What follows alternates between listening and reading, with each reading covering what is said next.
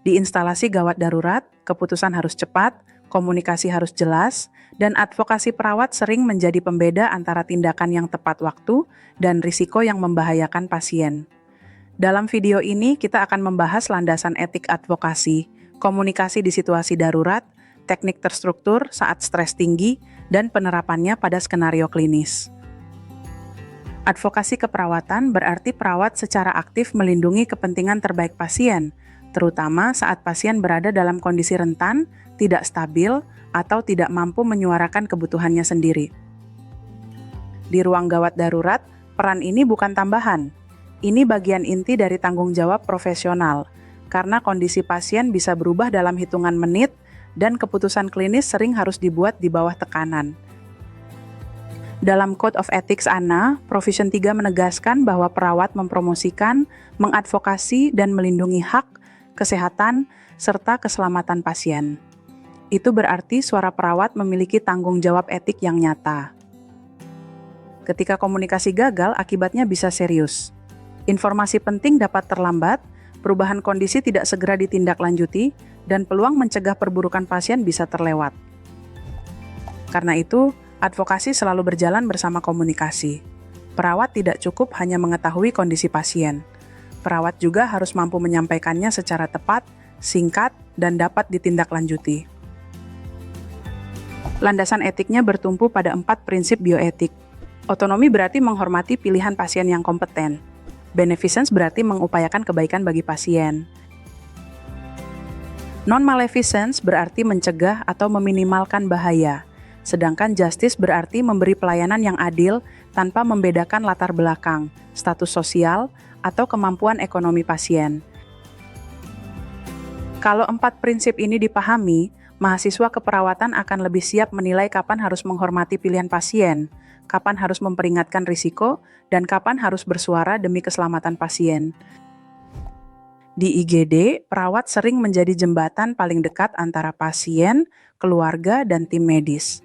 Perawat menangkap kebutuhan pasien sejak awal, lalu menerjemahkannya menjadi informasi klinis yang bermakna bagi tim.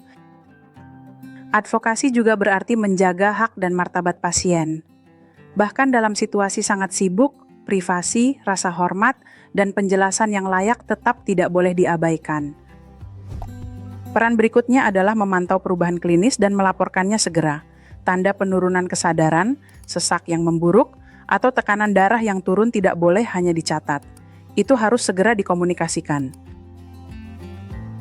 Dalam banyak kasus, perawat juga membantu edukasi singkat agar pasien atau keluarga memahami kondisi, rencana tindakan, manfaat, dan risikonya. Pemahaman ini penting untuk mendukung informed consent yang bermakna. Namun, situasi akut sering menghadirkan dilema etik. Misalnya ketika waktu sangat terbatas, keluarga belum hadir, atau pilihan pasien tampak bertentangan dengan rekomendasi klinis. Di titik seperti itu, advokasi bukan berarti menentang tim. Advokasi berarti membawa kepentingan pasien ke pusat keputusan klinis dengan cara yang profesional, jelas, dan berbasis fakta. Jadi, perawat yang mengadvokasi dengan baik bukan hanya responsif secara klinis, tetapi juga peka secara etik, komunikatif, dan berani menyuarakan hal yang perlu disuarakan tepat pada waktunya. Dalam kegawat daruratan, komunikasi bukan sekadar bertukar informasi. Komunikasi adalah cara tim menyatukan penilaian, menetapkan prioritas, dan memastikan tindakan dilakukan oleh orang yang tepat pada waktu yang tepat. Saat kondisi pasien berubah, laporan yang cepat dan relevan membantu dokter serta tim lain mengambil keputusan tanpa kehilangan waktu untuk menebak konteks klinis. Komunikasi juga menentukan mutu handover. Kalau data penting seperti alergi, tren tanda vital, respons terhadap terapi, atau prioritas observasi terlewat, kesinambungan asuhan langsung terganggu. Kolaborasi interprofesional yang aman membutuhkan bahasa yang sama. Perawat, dokter, petugas laboratorium, dan tenaga lain harus memahami pesan yang ringkas, spesifik, dan dapat diverifikasi. Masalahnya, IGD penuh hambatan komunikasi. Hierarki bisa membuat orang ragu bicara. Beban kerja tinggi membuat pesan menjadi terburu-buru. Kebisingan dan stres membuat detail penting mudah hilang. Perbedaan peran juga bisa memicu salah paham. Satu profesi mungkin menganggap suatu informasi sangat penting, sementara profesi lain belum tentu menangkap urgensinya jika tidak disampaikan dengan jelas. Karena itu, mitigasinya harus sengaja dibangun. Gunakan format komunikasi yang baku, sebutkan data objektif, nyatakan tingkat urgensi, dan pastikan penerima benar-benar memahami pesan utama. Budaya tim juga penting. Lingkungan yang aman untuk bertanya, mengonfirmasi, dan menyampaikan kekhawatiran akan menurunkan risiko bahwa suara penting tenggelam di tengah tekanan kerja. Semakin tinggi tekanan situasi, semakin besar risiko komunikasi menjadi kabur, terlalu panjang, atau kehilangan poin terpenting. Itulah sebabnya teknik terstruktur sangat dibutuhkan dalam pelayanan gawat darurat. SBAR membantu perawat menyampaikan kondisi pasien secara sistematis, dari masalah utama sampai rekomendasi tindakan. Format ini membuat pesan lebih cepat dipahami oleh penerima. CUS digunakan untuk menyuarakan kekhawatiran secara asertif.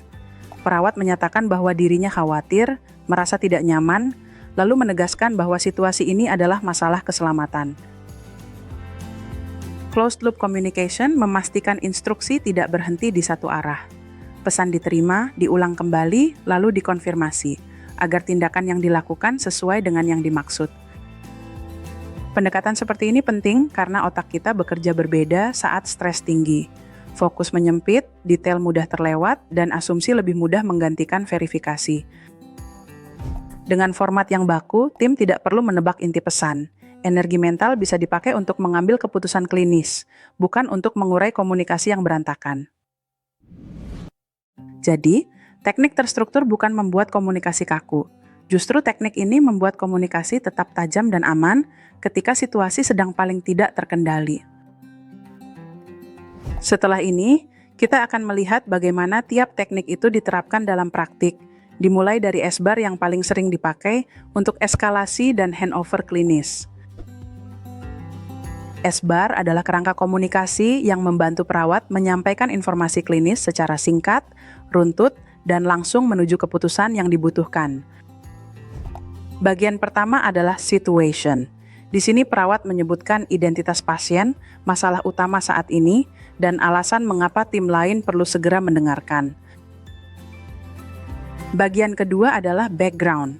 Perawat merangkum riwayat relevan seperti diagnosis, waktu mulai keluhan, terapi yang sudah diberikan, alergi, atau komorbid yang memengaruhi keputusan. Bagian ketiga adalah assessment. Ini bukan sekadar mengulang angka. Perawat menyampaikan penilaian klinis tentang apa yang sedang terjadi berdasarkan pengamatan dan data objektif. Bagian keempat adalah recommendation. Perawat menyatakan dengan jelas tindakan apa yang dibutuhkan, misalnya evaluasi segera, perubahan terapi, pemeriksaan tambahan, atau respons tim resusitasi. Contohnya begini, saya melaporkan anak dengan serangan asma yang saturasinya turun meski nebulisasi sudah diberikan, memiliki riwayat asma berulang, tampak retraksi berat, dan saya merekomendasikan evaluasi dokter segera serta eskalasi terapi. Dengan format seperti itu, penerima pesan langsung memahami apa yang terjadi, apa konteksnya, seberapa berat kondisinya, dan tindakan apa yang diharapkan selanjutnya. Berbagai penelitian menunjukkan SBAR membantu meningkatkan kualitas handover, memperjelas pemahaman pasien kritis, dan mendukung keselamatan pasien karena informasi penting lebih konsisten tersampaikan. Bagi mahasiswa keperawatan, kuncinya bukan menghafal singkatannya saja. Kuncinya adalah melatih cara berpikir klinis yang ringkas, relevan, dan berorientasi pada tindakan. Selain SBAR, ada dua teknik yang sangat berguna saat Anda perlu bicara tegas di bawah tekanan, yaitu CUS dan Closed Loop Communication.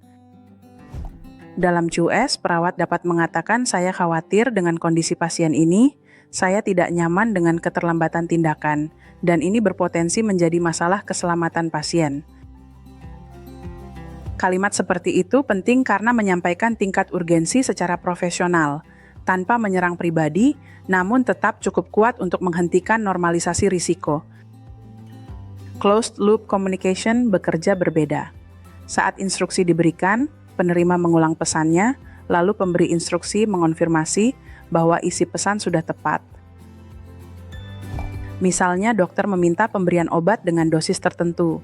Perawat mengulang nama obat, dosis, dan rute pemberian. Setelah itu, dokter menegaskan benar, baru tindakan dilakukan. Untuk mengelola stres saat berkomunikasi, berhenti sejenak dan atur napas dapat membantu otak kembali fokus. Template tertulis juga mengurangi risiko lupa pada data penting. Briefing singkat sebelum tindakan dan debrief setelah kejadian juga sangat berguna. Tim dapat menyamakan rencana di awal lalu belajar dari hambatan komunikasi setelah situasi terkendali. Untuk menerapkan advokasi dan komunikasi secara praktis, kita bisa memakai model AKTE, yaitu Assess, Communicate, Take Action, dan Evaluate. Assess berarti menilai kondisi klinis, kapasitas pasien, risiko segera, serta siapa yang perlu dilibatkan. Di tahap ini, perawat mengumpulkan fakta sebelum bertindak atau berbicara. Communicate berarti menyampaikan temuan dan kekhawatiran secara jelas kepada tim, pasien, atau keluarga dengan format yang sesuai. Disinilah SBAR, KUS, dan klarifikasi sangat membantu. Take action berarti mendorong atau menjalankan langkah yang diperlukan untuk melindungi pasien sesuai kewenangan, prioritas klinis, dan prinsip etik yang berlaku. Evaluate berarti menilai apakah pesan sudah dipahami, tindakan sudah dilakukan, dan kondisi pasien membaik atau justru memerlukan eskalasi lebih lanjut. Skenario pertama, pasien tidak sadar datang tanpa keluarga. Perawat menilai kegawatan, segera mengomunikasikan prioritas klinis, mendukung tindakan penyelamatan yang diperlukan, lalu mendokumentasikan alasan dan respons tim secara akurat. Skenario kedua, pasien kompeten menolak tindakan karena keyakinan pribadi. Advokasi di sini berarti memastikan pasien mendapat informasi yang cukup, keputusannya benar-benar dipahami, dan penolakan itu dihormati selama kapasitas pengambilan keputusan tetap utuh. Skenario ketiga, pasien anak dengan asma memburuk. Perawat dapat memakai SBAR untuk melaporkan sesak yang meningkat, riwayat asma, tanda retraksi, penurunan saturasi, dan kebutuhan evaluasi segera serta eskalasi terapi. 3 skenario ini menunjukkan bahwa advokasi bukan konsep yang berdiri sendiri. Advokasi menjadi efektif ketika penilaian klinis, komunikasi terstruktur, tindakan cepat, dan evaluasi berjalan sebagai satu rangkaian. Semakin sering Anda melatih pola berpikir seperti ini, semakin siap Anda menghadapi situasi nyata yang kompleks, cepat, dan syarat pertimbangan etik di lapangan. Advokasi dalam kegawat daruratan tidak berhenti pada komunikasi lisan saat kejadian berlangsung. Dokumentasi yang akurat juga merupakan bentuk advokasi yang sangat penting. Catatan yang jelas tentang kondisi pasien, perubahan klinis, komunikasi yang sudah dilakukan, tindakan yang diberikan, dan respons pasien membantu menjaga kesinambungan asuhan, serta memudahkan evaluasi tim. Dokumentasi juga memiliki nilai hukum. Ketika keputusan klinis harus dipertanggungjawabkan, rekam yang lengkap menunjukkan bahwa perawat menilai, berkomunikasi, dan bertindak secara profesional. Pada tingkat yang lebih luas, advokasi sistemik berarti ikut mendorong budaya keselamatan, standar komunikasi yang baik, dan lingkungan kerja yang mendukung setiap anggota tim untuk bersuara. Intinya, advokasi dan komunikasi bukan keterampilan terpisah. Keduanya menyatu sebagai inti praktik keperawatan gawat darurat yang etis, legal, dan berfokus pada keselamatan pasien. Sebagai mahasiswa keperawatan, pahami etiknya, latih SBAR dan KUS, biasakan dokumentasi yang akurat, dan bangun keberanian untuk bersuara ketika keselamatan pasien dipertaruhkan. Kompetensi klinis yang baik akan lebih bermakna ketika disertai advokasi yang kuat dan komunikasi yang aman. Itulah praktik keperawatan gawat darurat yang benar-benar melindungi pasien. Terus latih cara berpikir, cara bicara, dan cara bertindak Anda. Karena dalam situasi darurat, suara perawat bisa menjadi penentu keselamatan